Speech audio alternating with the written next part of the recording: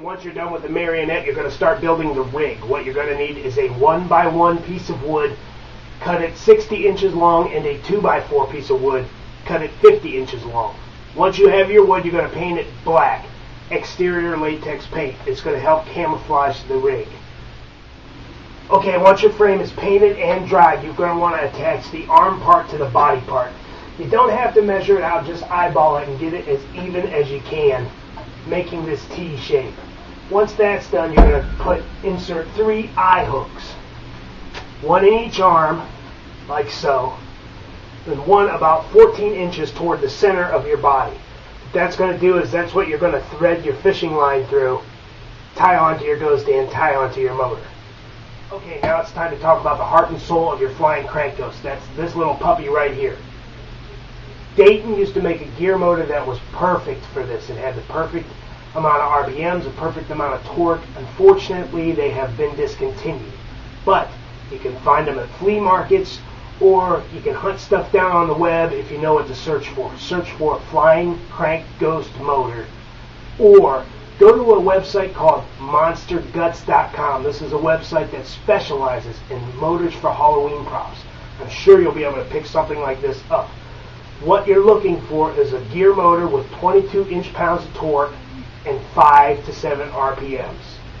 You want it with a single drive shaft. And it's just a little tiny motor, going to have 2 leads on it that you can hardwire yourself.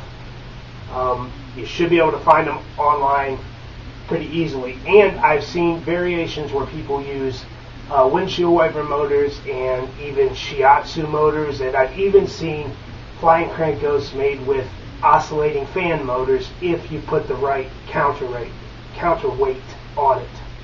Okay, here's a list of hardware you're going to need to put this stuff together.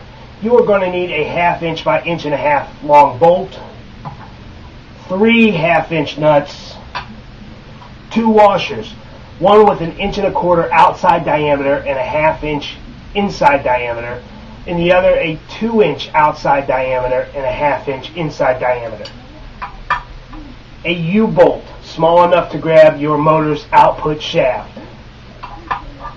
A piece of flat aluminum stock, 1/8 inch thick by 1 inch wide by at least 2 feet long. Fishing line, I use 50-pound test. And 3 eye bolts. Now, Fast Mechanics calls for pulleys, but these eye bolts work just as well as long as you put a little bit of Vaseline inside, because your fishing thread's going to be cutting through there and you don't want it to rub raw and snap.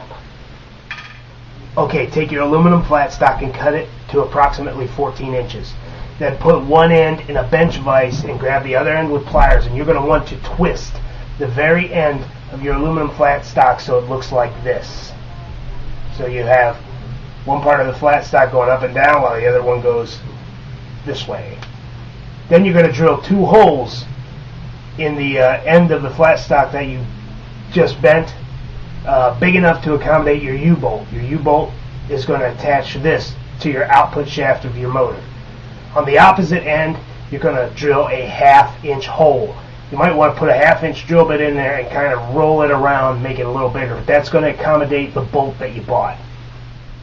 Okay, once your aluminum stock is bent and drilled, you're going to find the flat part of your drive shaft, put the U-bolt through your aluminum stock, and lay it against your drive shaft. And you're going to take and bolt your aluminum stock to the drive shaft like so.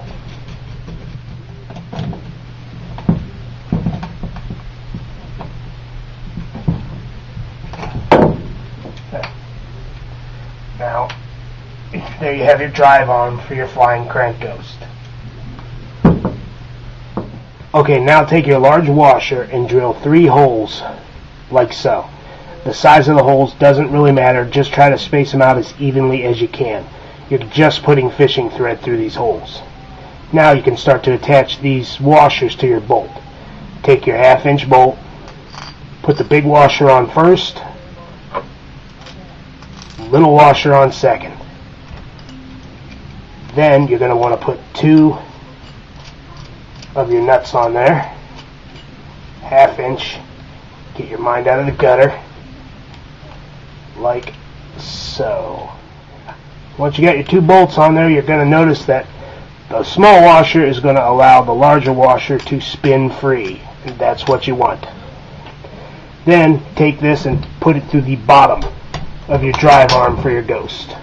Once you've done that, you can secure this last nut on there, tighten them down, and this is the heart of your flying crank Ghost. Okay, now the way you mount the motor to the frame depends on 2 things. 1, the type of frame you make, and 2, the type of motor you have. I'll show you an example of how I mounted mine, but how you mount yours is entirely up to you. Just keep the motor to the back of the rig. Another thing to keep in mind, if this is going to be outside, you're going to want to cover this motor. That can be anything from creating your own custom wooden box to slip over the motor and attach it to the frame, or cut a 2-liter Coke bottle in half and stick that over top of it and duct tape it really good. Just keep it out of the water. The water will ruin this motor. Okay, now here you can get an idea of how I've mounted the motor to the frame. I just made a little bracket to attach the motor to the side of the frame.